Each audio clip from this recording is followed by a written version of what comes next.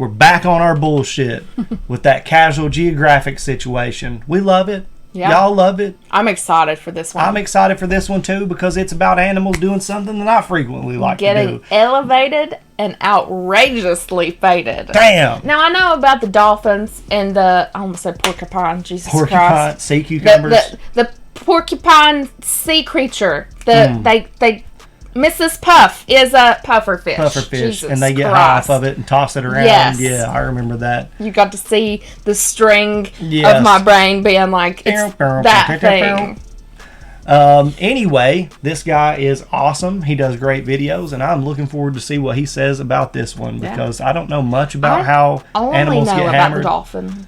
Yeah. I know that maybe a frog, maybe a poison frog. I think it's monkeys will get rotten fruit and eat it to get drunk. And I've seen videos of them just going on epic like raids of villages and shit, and they're just so hot, like drunk, they're falling off stuff. I've seen the squirrel one where the lady accidentally put out like bad watermelon or something. Yeah.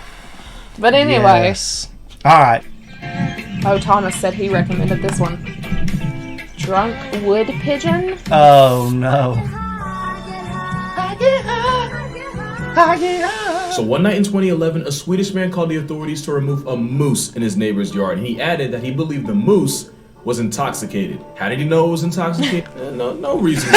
Just no. Apparently the moose got wasted off apples from a tree and got so tipsy that it tipped over and became part of the tree. And it took fire and rescue services to divorce the sauce moose from its tree. The moose got up and proceeded to walk back into the forest.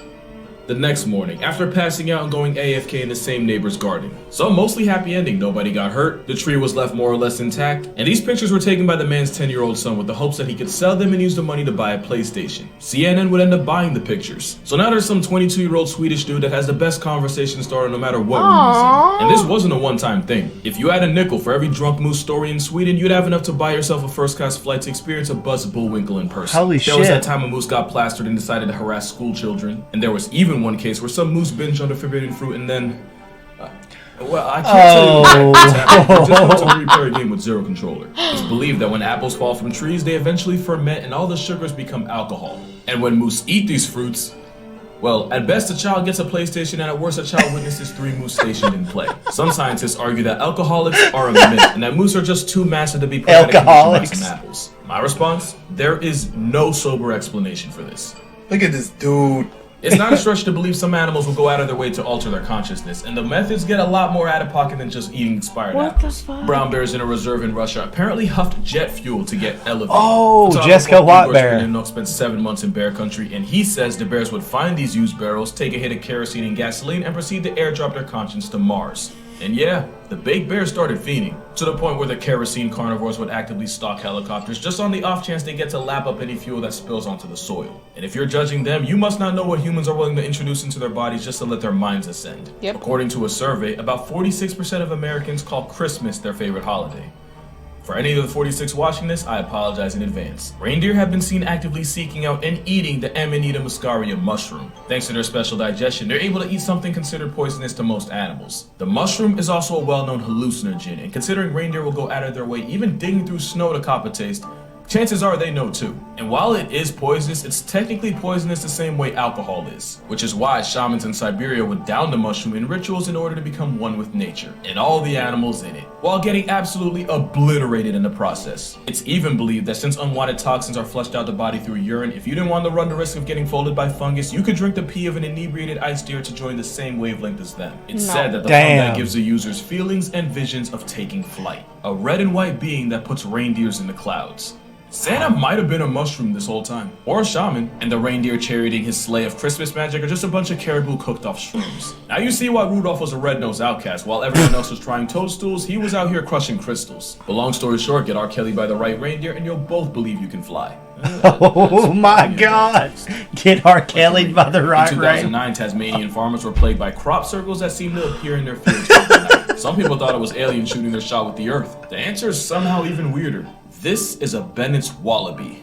Wow. And just know this wallaby wallin'. Tasmania is the world's largest source of the poppies used to make opium painkillers. And the travel-sized kangaroos break into the poppy pastures and eat enough to go on a literal field trip with no school bus. Turns out the circles were caused by faded wallabies grazing in circles and then crashing. And these junkie monsters will go as far as scaling fences and eating the same white opium gum used to make morphine and the purple stuff Lil Wayne likes. All that to get more stoned than a witch in Salem. And after back to Earth, the wallabies wake up and just go about their day. Because only someone with no job and no bills to pay can afford to live like this. Which is why bees don't be having any of that. You want to get high on hive time, you better pack up your stuff and figure life out, because you finna be homeless, good buddy. In the summer, the intense heat can cause the nectar and flowers to ferment. The end game of that is literal buzzed bees flying under the influence. And the symptoms are exactly what you'd expect. A hammered honeybee will often bump into flowers and trees, and can even get so sloshed that they can't make it back home and can flatline if they get too cold at night. It doesn't get a whole lot better if they do find their way back. Like I said, bees have no tolerance for the tipsy, and any bee suspected of being on the juice is violently confronted and thrown out the hive. It's not their fault. Since bees primarily communicate through a waggle dance, it doesn't take long for a blitz bee to expose itself. In some cases, guard bees will cripple the offender by chewing their legs off to make sure they physically can't come crawling back. Yeah, they make sure to make an example out of him. And the reason is because bringing fermented nectar into the hive can quite literally destroy the entire colony from the inside. It'd be kind of like passing out special brownies before the big company-wide meeting.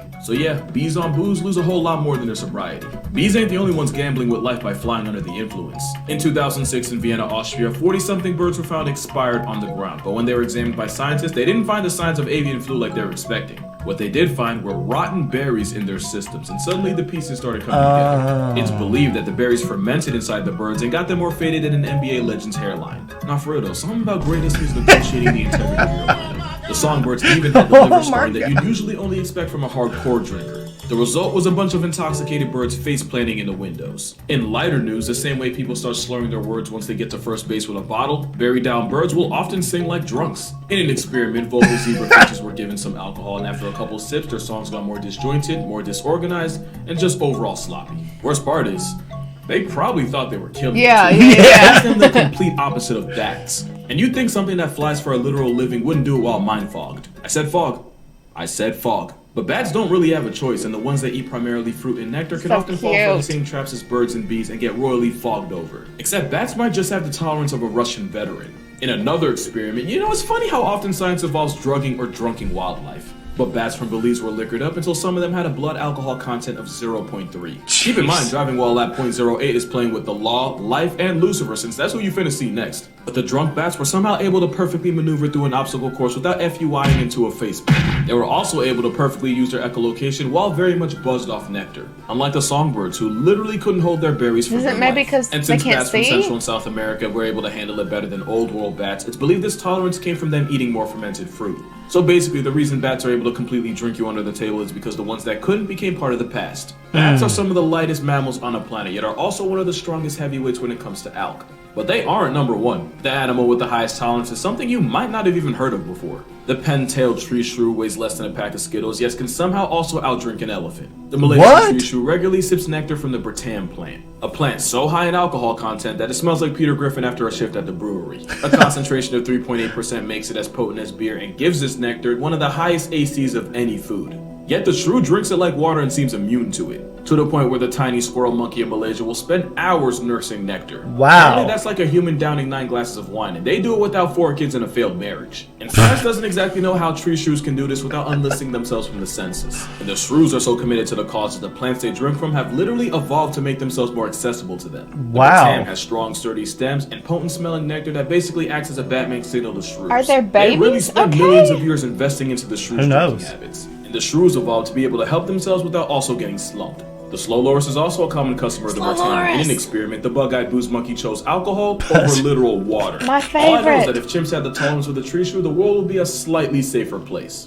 Yeah, I'm gonna go ahead and put an ad right here, because this is the part of the video where a lot of y'all are gonna click off, and honestly, I don't blame you. Chimps share about 99% of their DNA with us, and feeding for the fermented stuff is very much included. Chimps in West Africa have been caught trying the same palm wine villagers drink. They'd wait for the sugary palm wine to ferment and then use leaves as sponges to soak it up just so they can squeeze it into their mouths. And yeah, the chimps got turned. But sometimes they get a little too gone for everyone else's good. Because there have been multiple cases of chimps raiding illegal brewing setups in Uganda and making off with whatever beer they could. And in some cases, the beer-blasted chimps would proceed to hunt human children. That escalated, didn't it? I'm not going to go too far into the specifics for the sake of our mental health and guidelines. Just know that the same way chimps will stalk and jump smaller monkeys as prey is the exact same way they go after children. Not to mention a chimp heavy on liquid courage is more likely to run a fade than just run. In their defense, humans encroaching onto their natural habitat and adding even more competition is the biggest reason for chimp carnage. But in their offense, chimps are 1000% the angry, belligerent drunks of the animal world. And they're not the only primates that make their drinking our problem. Vervet monkeys on the Caribbean island of St. Kitts. These are the ones I've seen. To an addiction, to the point where the drunkies fuel it by stalking tourists from the trees just so they can snatch any drinks left unattended. The booze bandits are so committed that they even managed to work out the best times and places to get away with their thievery. It got so ridiculous that researchers decided to study them, and turns out we're really no better than them. Since the drinking behaviors of these monkeys are so inhuman, you'd swear it was a joke. In this experiment, they found that some monkeys are social drinkers that only participate if other monkeys get involved. Then you have the regular drinkers, the ones who do it, well, regularly and socially, but they're still able to help lead the troop. So they're pretty much the functional alcoholics. And then there's the bingers, the ones that drink themselves into a coma, or until they get so aggressive they pick a fight with someone. So yeah,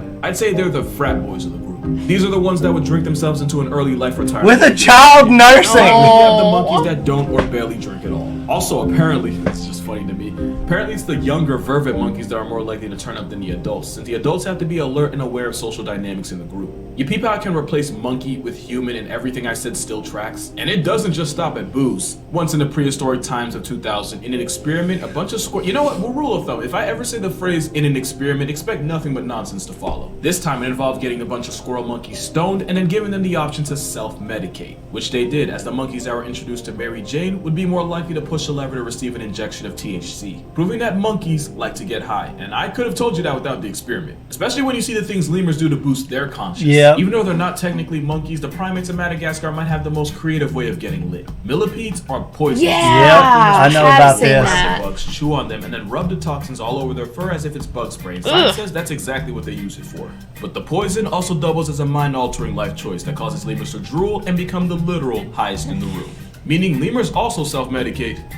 They just be smoking millipede packs. Now there's a chance that lemurs really are just only using this as bug repellent, but this is not the conduct of someone who would pass a pee test. As for the millipede, imagine millions of years of evolution just for your biggest flex and defense to be used as a struggle bomb for a lemur in its stoned age. I'm sure the pufferfish can relate. You knew this was coming the moment you read the title. Pufferfish are one of the most poisonous things alive, and dolphins will take turns chewing on the puffer and then giving it to the next one in the rotation. Quite literally a puff pass. Just like with the millipede's toxin, the tetrodotoxin from the pufferfish seems to have an effect on the dolphins. The effect resulting in some doped up dolphins and a seriously traumatized puffer. And now you see why she's single. You remember how I said a tiny tree shrew could drink an elephant under the entire bar? That wasn't a throwaway. I said that for a reason. For a while, scientists called capital stories of inebriated elephants, and their biggest claim was that it would take an outrageous amount of alk to have an effect on an animal that huge. Turns out, the most plus-size animal walking the earth today is also a massive lightweight. The ADH7 gene is the one most responsible for helping break down ethanol, aka the drink that leads to good nights and bad decisions. Humans are able to handle their drink a little before French kissing the floor thanks to enzymes that allow us to break down ethanol faster than most animals. For elephants, the ADH7 gene is basically out of order, meaning they're less able to hold their liquor. So if a couple elephants scarf down a bunch of fermented fruit, it's suddenly more likely that they get bodied.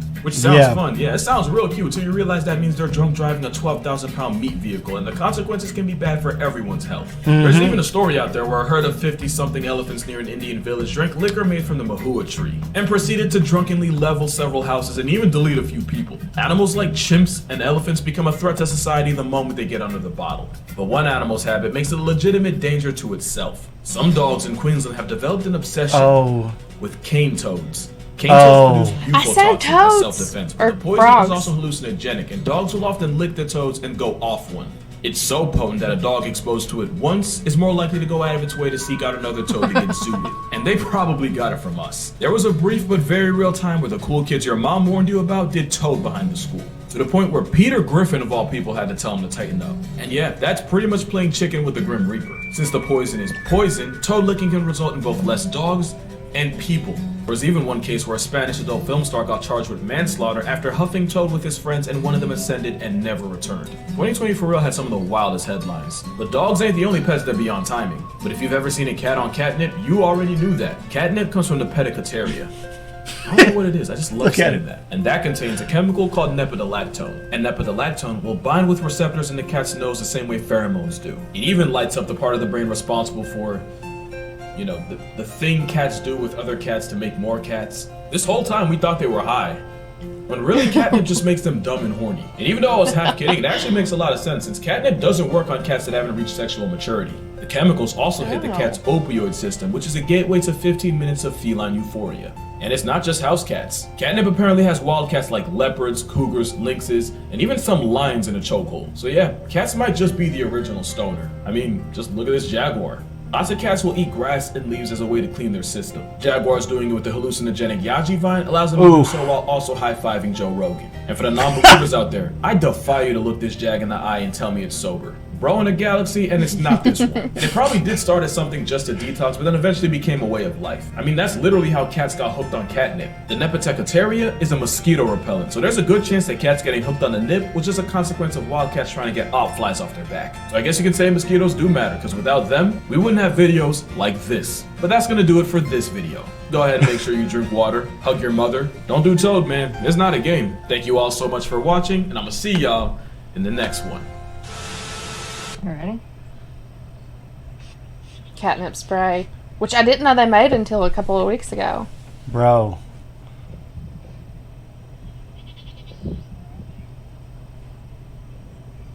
Oh my god. Is that like It's a beautiful tiger leopard or something? I guess it's just the leopard. I don't know. Nah, dude, that's a hybrid. It's beautiful. Yeah. It's terrifying, but it's beautiful. And it's like, oh, yeah. All right. That makes sense because I've always felt like our cat is weird on catnip. Yeah. Like when it's not like A he's jaguar, like, says Dr. Dale. it's not like he gets calm and soothed. Like he gets wiry and like spunky, and you gotta watch when he's on catnip because he's fired up. He's a little bit aggressive. Yeah. I don't play with him whenever he has catnip. What about them monkeys that rob tourists of their alcohol, though? Dude, I watched like a whole movie about that. I know that they rob people of everything, but I didn't know alcohol. They have like specific times. Yeah, but they have these groups that'll go out and get it, and they'll be like dispatching units to go steal all the alcohol, and then they'll go up on like the roofs and like get hammered and fall off the damn roof, and like they throw parties. Like they'll get gangs together, go raid the alcohol, and then like a lot of them you saw will just start drinking it. Yeah. But there's groups of them that will take it and start a party and like throw down with the alcohol that they just stole, and then run rampant through the streets after their party. I know it's kind of dangerous because they still like they're aggressive whenever they take stuff. I mean, you've seen videos of them stealing stuff. I've seen them do all kinds of crazy shit. Yeah. But the one that really cracked me up was like I didn't know that. They know, and then they're like even ones that would have specific drinks only that they would be interested in. Yeah. Oh. It was a long ass, like I don't know if I can find it again. I think I know what you're talking about. Yeah. Yeah. Because it was like maybe it was a documentary. Something like that, but it was something else. Just to see, he's right. They are like college frat dudes, just like drinking parties, having. It's interesting that they have different sets too. Like some that just drink are hardcore alcoholics, and then some that only socially drink, and then some. That's crazy. Yeah. And they had names for each individual one, and they were like showing how they did different things. It's interesting. I hope I can find it at some point. But I mean, it's not just humans. It seems like it even said like the toad and the dog. Like the dog would go out of its way to do it again. Now, like the catnip and stuff, like he said, it just kind of evolved into like, well, it had like double reward for them, but. Humans go out of their way, dogs go out of their way. I just think that it's just part getting of buzzed, part of being a mammal, or just There was a time where I had a dog that was addicted to KFC. Primates too. And at the time I lived like to get to KFC, you had to go through the woods and across a freeway. But every time my dog got loose, one of the places we would have to go look, and most of the time find him, was at KFC. Now, mind you, there's a McDonald's, There was a pizza place. On the way. There was a Much restaurant closer. that like was a steakhouse. There were all of these other places. But he went directly to KFC. He had to cross the highway. He had to cross a 4-lane highway. And I'm talking about a part Dachshund, part Beagle. So he's a smaller dog. Stumpy little guy. Yes, and his ass would truck through the woods, past all these other restaurants, and go to KFC. Oh my god. Yeah. I mean, KFC is fucking good. It's the herbs and the spices. He was addicted, you know. Oh, that's so funny. Great video, though. Thank you very much to Casual Geographic for putting together another awesome video. I know that I enjoyed it. Yeah, it's very this funny. one was very funny. Very funny. Hopefully you did too. And if you did, you can go subscribe to Casual Geographic. Support him. I'm sure he would appreciate it. And if you liked our reaction to this, you could always support us. You could give us a like. You can subscribe. You can even put recommended. You're probably going to forget to cut that out. Recommendations down in the comments on our Discord, our Twitch, or our Patreon. We go live on our Twitch every Friday at 2:30 p.m. Eastern Standard Time. That's right. And thank you guys so much for watching this video. We will see you in the next one. See you guys.